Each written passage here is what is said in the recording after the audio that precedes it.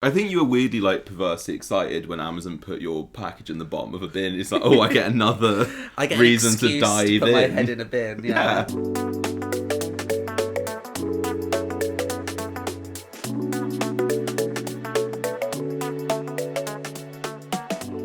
I don't want to seem disrespectful, but you are such the kind of person who'd fall into traps. Like, if I laid some, like, Hanna-Barbera style, like, you know, a chicken leg on a plate above a big, like, tablecloth and an X with an anvil over it. Yeah. You know that meme of, like, A Drake box. be the kind of guy who floats towards a pie A box with a stick under it. and one And slice a of pizza. pork chop. A comical pork chop, yeah. With a little bone, and the circular bone in the middle of it. Which, I mean, is a good brand for being, like, a comedian. I guess so. I just tried to turn it back into, like, a compliment. Thank you. So welcome to Queering My Boyfriend. With me. Which episode is this now? 4. 4. That's good for a podcast, I think. It's good for one of our projects. It's good for a Gen Ives in podcast. Like, I usually do about 2 episodes and then I like just nope out of it. So listen, for this episode, it's Christian's turn to show me something what is straight. The last thing he showed me was Das Boot, wasn't it? Yeah. And today it's another film. Would you like to reveal the film? Well, last week I had an emotional turn watching Wicked, so I thought I'd show Jen a film that gave me an emotional turn, which was the 2017 Wolverine revival film, Logan. It was meant to be his last turn. Stop saying turn. Where's his last turn? What? It gave me an emotional turn. It was his last turn. Let's turn the lights. Let's turn around again. Let's turn the podcast up. Turn it off. No, to keep it on. But also, you're saying that, like, oh, because Wicked made you cry, Yeah. you wanted to show me something that also made you cry. No, I thought it made actually show you something that made me emotional. So maybe it made you. Yeah, but I didn't show you Wicked because I thought it would make you emotional. It didn't make me emotional. No, you showed it because you thought it would turn me gay. No, I showed you Wicked because I thought it was good. You're just the one who's crying at, like, every film that we watch. I didn't cry at Das Boot. You probably did. Those poor Nazis. You were like, I love Nazis. But yeah, so we watched Logan. And listen, I don't usually watch Marvel films. I haven't watched a Marvel film since the in terms of the Marvel Studios Megaverse. I have watched a couple of them here and there, but the only one I went to the cinema to see, I think, was the original Avengers. And I only went to see it because I was at university at the time, and my friend group at university, God bless them, I don't think they'll mind me saying, Bunch of losers. they were no, they weren't losers at all, but they were a bunch of comic book nerds. They loved Star Wars and all that kind of stuff. Bunch of betas. And we were going to the cinema, and I wanted to go to the cinema, and I do recall pitching a different film for us to go see, but the Avengers was out, and you know what I'm like if a film is 3 hours long, my brain will say, oh, that's good value, the Greg Turkington sort of defense. There's more movie. So I settled for it, but I fell asleep within like an hour, and I woke up like at the end. That was my experience of both Dune films. Yeah, but Dune is good, and I like Dune, so. What's about, like, my only caution about is I don't like Marvel films. I don't like them. I like that one because it's based off of... Yeah, you kind of talk about stuff that sound like a mega nerd. But I like the Logan one because it's based off of a comic I like. And to me, it was separate from all that, like, multiverse... Yeah. Avengers crap. Well, hold on. Let's just get our ducks in a row, because I'm just trying to say that, like, I'm trying to differentiate and share my knowledge and impress you with what I do know about it, because I'm not like completely like out of this. Like I have seen the early Marvel stuff. I really love the first 2 Spider-Man films. I think they're great. I think they're great films. So have I. But what's interesting is, like, what got me into them wasn't a love of Spider-Man. It was like a curiosity about Sam Raimi, because I was a big Sam Raimi fan. I loved Evil Dead, and I was like, oh, I want to see what he's doing in the commercial Why world. should you watch Evil Dead then? Way too young, actually. You're No. So I have a story. So well, it's not a story. It's just that like I have a distinct memory of my dad. I saw Evil Dead 2 first, which is the most violent, scariest one. My dad I would say very, very irresponsibly let me watch Evil Dead 2 when I was like 10 years old, like late at night at home. And I have there's a scene in it where his girlfriend, who's now dead and beheaded, her corpse comes back to life and ballet dances headless through the forest. Yeah. And then cuts herself down the middle with a chainsaw. That scene legitimately gave me nightmares for like months. Nice.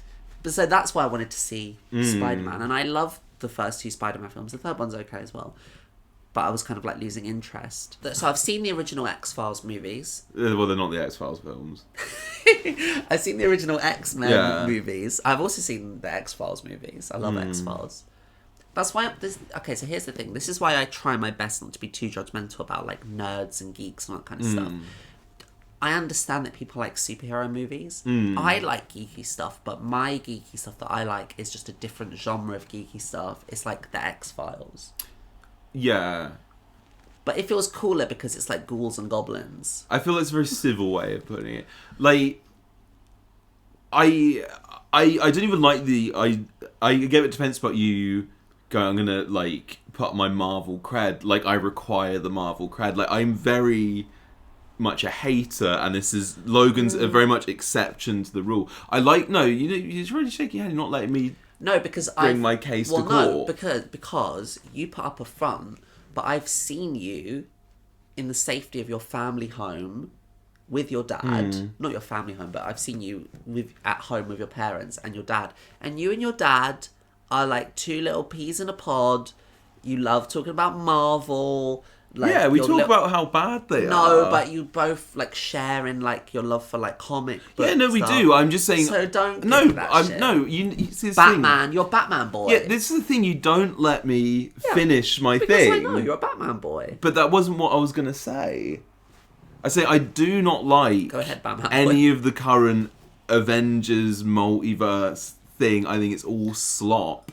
Yeah. And I don't think it's worthy of any time that people give it. The reason why I get like emotionally attached to it is because like I grew up with it. It is how I bonded with my dad. That's like one of the only things we like relate to on, and that I just hate the current MCU thing because they're all just terrible buckets of diarrhea of films. Which I always think sounds like a university.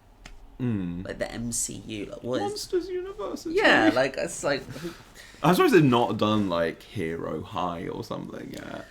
Like on the one hand, like I get why they want to do it because obviously comic books are ridiculous, expansive, long-running, like comic books have multiverses because they do runs of comic books. Like they like to get a writer with a very distinctive voice to do a run of comic books. Yeah. They'll have like Alan Moore doing a run of a thing, and then they'll have Todd, what's his name, McFarlane. Salons. No, Todd McFarlane, who did Spawn or whatever, doing a darker, like edgier run of it. So I know about like comic books and stuff, but like they don't really do that in the films. The films is just like, well, we're just doing this forever. Well, they have their cake and eat it with them of like, we're going to do it, and then we've run out of things, so we're going to multiverse it, so any like bit of writing hole we've put ourselves in, we can now undo it by multiversing everything, but they also have to really cynically tie in all the films, so they're like, because the thing with those comics works, because none of them are, it's like, no, this is a new series, and this is just the rules of that thing, they stick to it. This one wants to do that, yet all tie every single one into each other. It's just an absolute sloppy mess. But to put on a more positive note, the reason why I really like the Logan film is, first of all, it's completely standalone to any of that. It's lame to say, but I like how it appreciates that, like, it knows who its audience is for, and I know it's lame, but like I like that it's heavy violence. You get to see Wolverine like properly like slash about and stuff. But the reason why like I'm tied to it on a very like it does genuinely make that move me a little bit. And I know it's ridiculous. I'm aware of how ridiculous it is, and I think I know why. But like I've grown up with Wolverine since I was like, and Hugh Jackman's Wolverine, like specifically that first film came out when I was 4. Yeah. In some ways he's a father figure to me. And then, even now it will still, like, when I watch his old films, it also give me that excitement it gave me when I was then. Like, I really liked them. I thought he was, like, the coolest motherfucker on the planet. Even in that yellow lycra. Yeah. Well, he said bub and smoked cigars. Like, he was a badass. He was a short king. Anyway, and then you jump to 17 of, like, I've lived a bit of life now. I've been through it. And then you get to see, like, my sort of guy get just smacked around in all, like, horrible ways to just death. Let me just get out of the way. Obviously, I really liked it. I thought it was really good. I liked how sort of bleak it was, like how much he gets smacked around. Like he is an old, crusty old man. So fucked in that film. Like they show him running like in a really like goofy old way. Yeah, like he's alcoholic. He's like slowly dying. He's just like given up. He's depressed. And I think because I've never experienced actual death in my life. Well, this is true. I haven't. Like I didn't really have. I mean, I had grandparents on like a technical level, but like they died when I was like pre I can form memories. I don't have any other extended family. But I do have Hugh Jackman. You had Hugh Jackman. And it's the closest thing I've ever experienced to a relative dying. Jesus. Is watching Wolverine get impaled onto a tree. On the one hand, I like the idea of creating this web of like characters who, it's almost like Greek mythology, isn't it? It's like you've got these like supermen and women who are like, these archetypes. Really interesting. It can be anyway. But then if you constantly retcon it, not even to the point of like, I don't mind if they were like, okay, we want to do Wolverine again, like they've done with Batman. Like in a way that, and they'd like recast it, and it's like a new Wolverine. Yeah, that's fair enough. That's something, right? But if you go, oh, by the way, that meaningful moment where we like over the span of 20 years or whatever it is, we have had this character on and off, and we made a big deal of we're drawing the line and we're in gonna it kill now. him, and he dies at the end.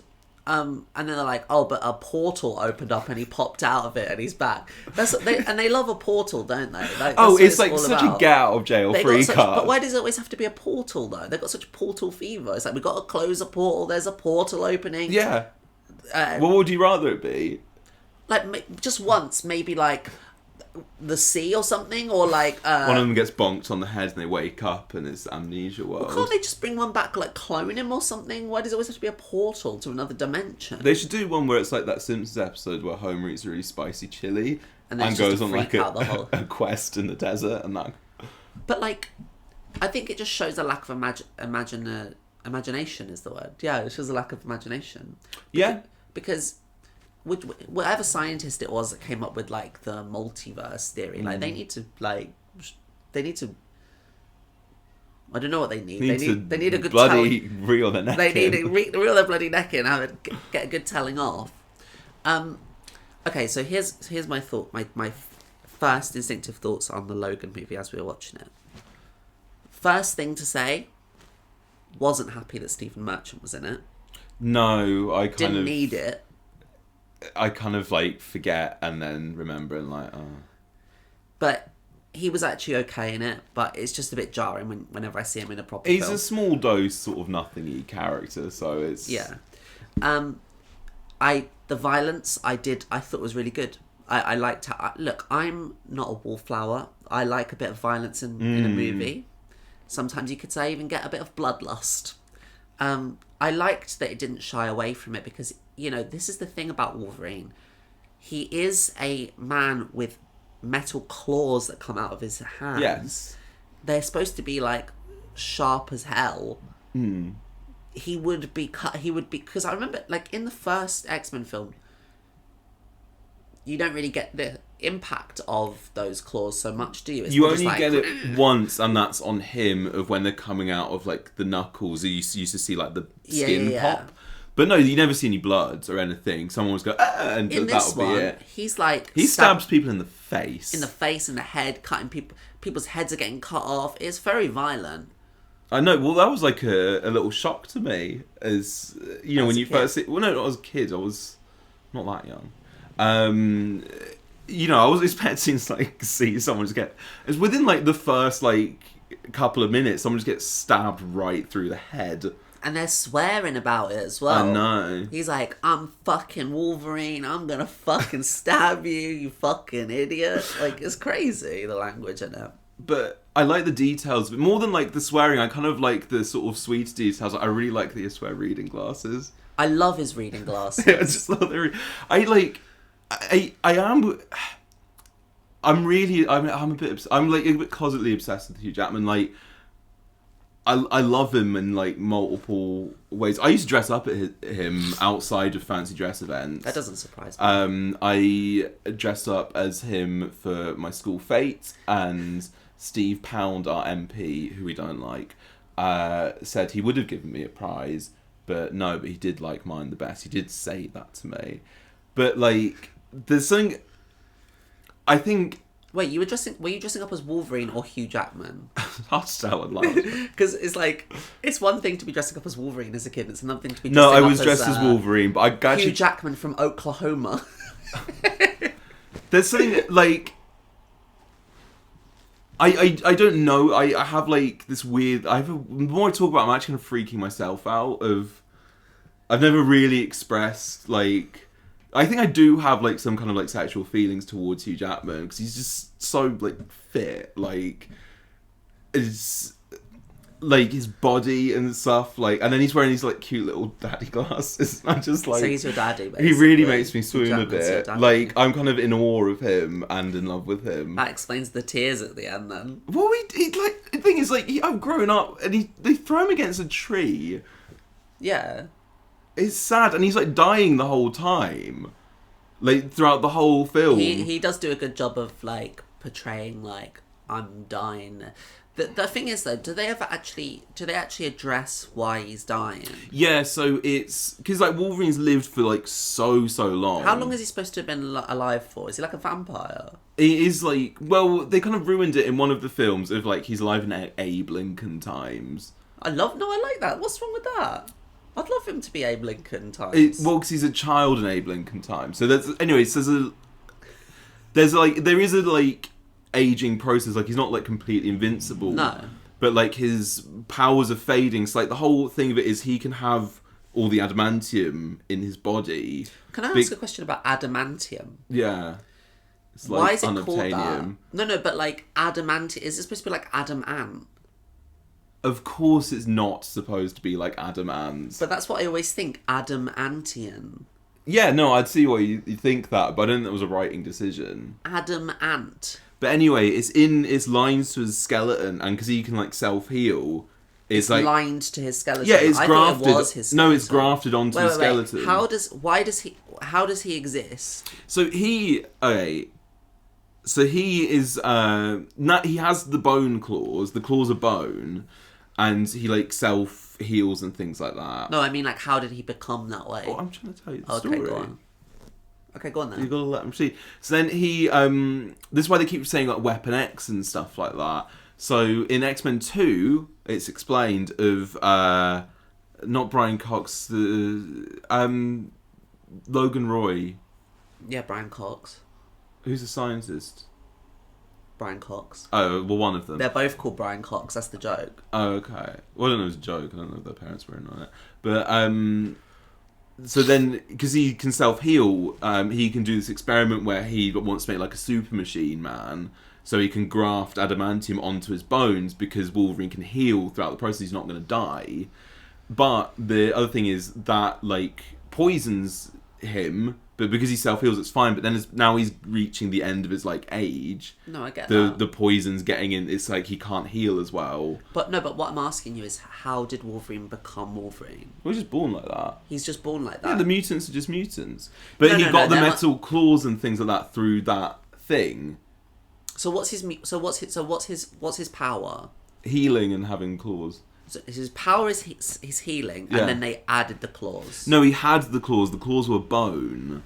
Oh, and they added turned the metal, made it into. Oh. They made. That's why they keep bring out like Weapon X and things like that. I'll tell you one thing I really liked about the film is that they it felt like they included little bits of lore or like little bits of references, but it was never ever that kind of like fan servicey referencing where you go, oh, and look who's here. It's this guy that I have no idea who it is, and I'm supposed to... There's no moments in it, as far as I'm aware, that like the audience is supposed to go, yippee, it's Jelly Man or whatever. No, I completely agree. Like, it's one thing I hate about sort of modern franchise cinema is the constant nudging and winking and nodding to the audience. You know what that is, don't you? You know what that is? That's the power brick.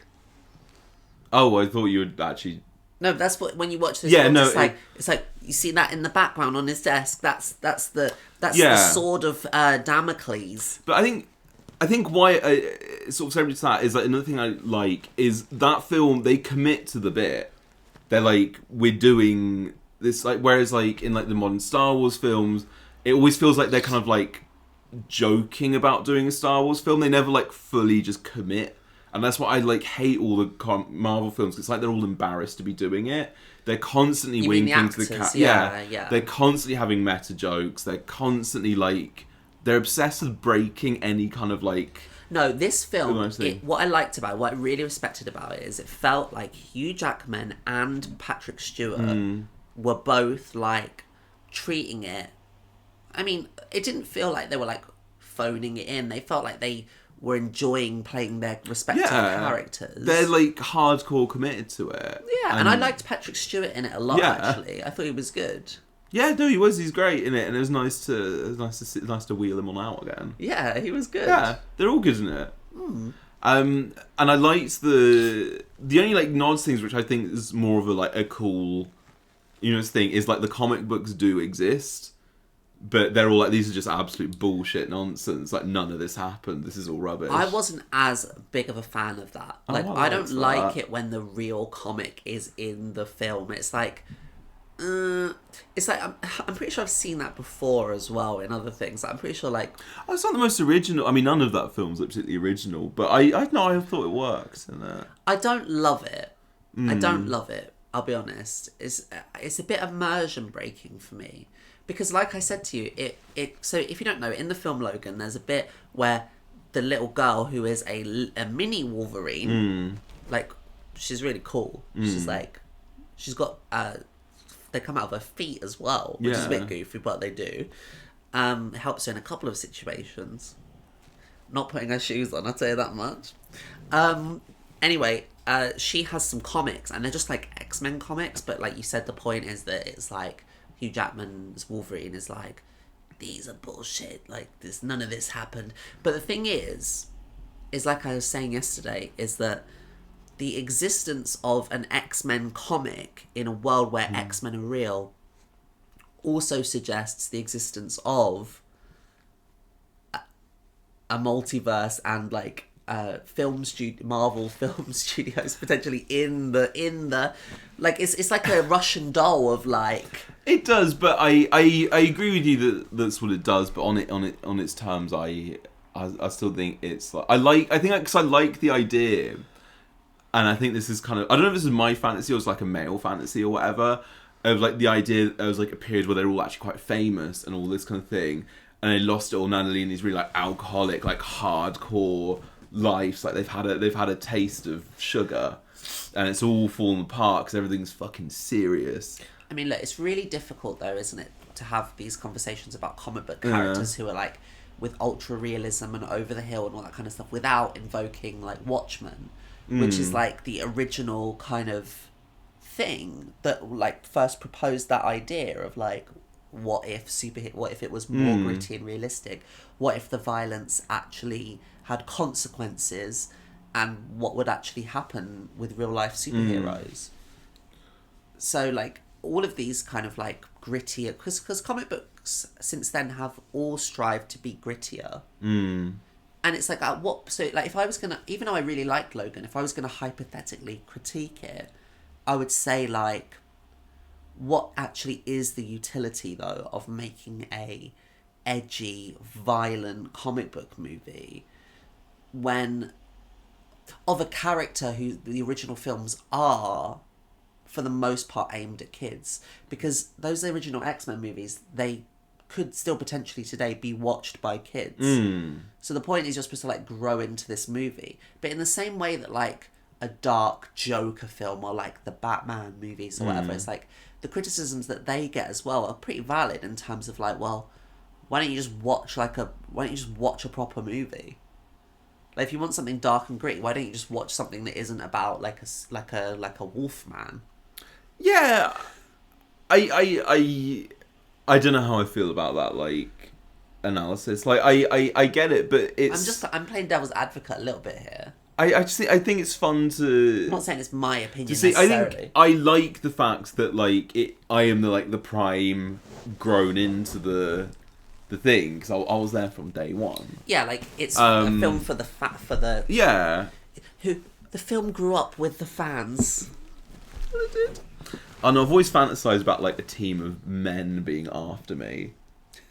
I don't know. I generally like. I don't know. Maybe so I just watched too many of these films, but I always like the idea of like I'm on the run. I always wanted to go on the run. I think being on the run would be the most stressful thing ever. Yeah, but I know. But that's because like I'm a man. I'm dealing with heavy situations. I'm on the run because there are people who are after me, and not for anything I've done, just because I am me. They want like someone wants to like get you and like find out your secrets, but they have to cut you apart. Yeah, exactly. Like I've got like a third kidney and they need to look at it. Yeah. So like people are just I can't settle anywhere for too long, and like it's fine because then I can drink all the time because I'm this hard life I'm living. I'm drinking, I'm fighting and smoking. But the thing is though, this Logan movie though, it's like it goes a little bit beyond it just being like a darker, edgier, like more violent movie. It goes into some quite like disturbing territories actually that at times feel maybe even just like slightly jarring.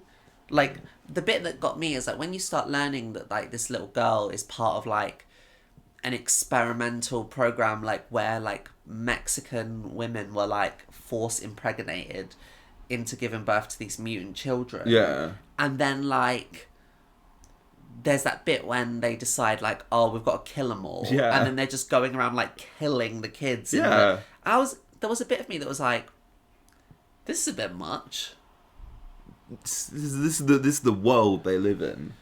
Yeah, and I would say that like that is something that I do kind of like about X-Men generally, is that like it is at its heart, isn't it, kind of like a story about outcasts and diversity, and a lot, I'm not the first person to be like, oh, the X-Men are gay. I think there are really striking, like very clear, almost on the nose, like even in Logan, allusions to like it being an LGBT parable. Oh, 100%. But even in Logan though, which is quite a masculine movie, yeah, starring our little guy, our little musical boy, Hugh Jackman. He just wants to sing, guys. He just wants to sing, and that's fine. But even Hugh Jackman aside, I mean, one of the things that was most striking to me about it, as a LGBT allegory, was the idea of this Logan, this gruff, dour guy. With Patrick Stewart and their essentially adopted daughter. Yeah. So it's like two gay dads, like traveling across like the deep south with their like little like outcast daughter. It absolutely is, and it is that thing of like if you're an outcast and then it's that like self-preservation thing of no, I can just get on with it because I'm kind of slightly passable and acceptable in this way. Yeah. No, there's But Wolverine's not, because he thinks he is, but he just can't catch a break. run around that little vest. He just wants to drive his limo around. I don't think he wants to drive the limo around. Well, he had no. This you got to understand.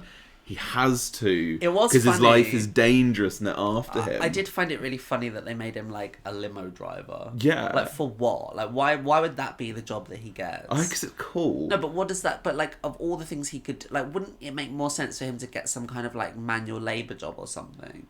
Being like how strong he is. Naturally. I think.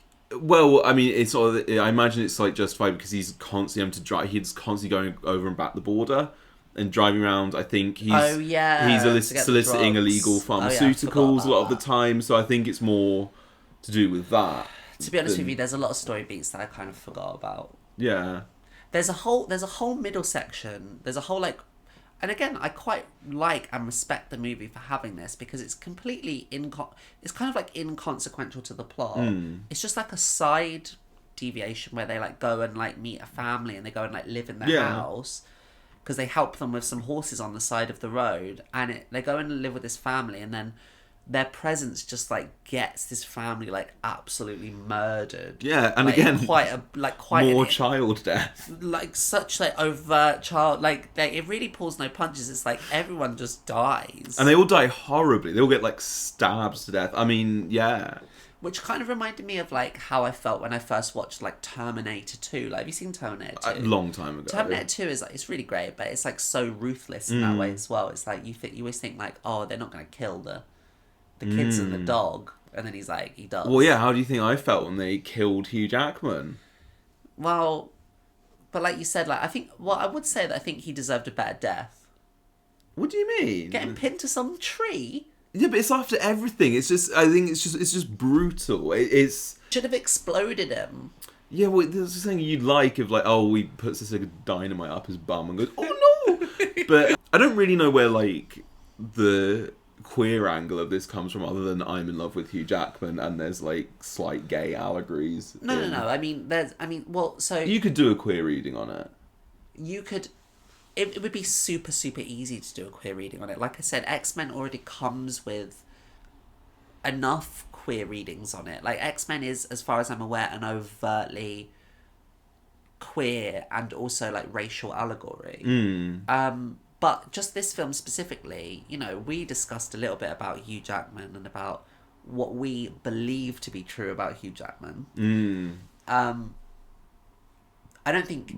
I'm not going so far as to say I think Hugh Jackman is coming out in the movie, but it's still fun to watch it with that in mind. Yeah, it's especially fun in the scenes where like he's fight. They like I make this film sound shit the more I explain it. They also clone Wolverine with his DNA, and there's like a fitter Wolverine that he's fighting, and it's like he's fighting his own demons. He's fighting his own straight self. Yeah. So here's the thing, I don't usually go in for that kind of stuff, and I hadn't seen it before. I'd always been curious to see it just because I'd heard about it being this ain't your grandma's Marvel movie.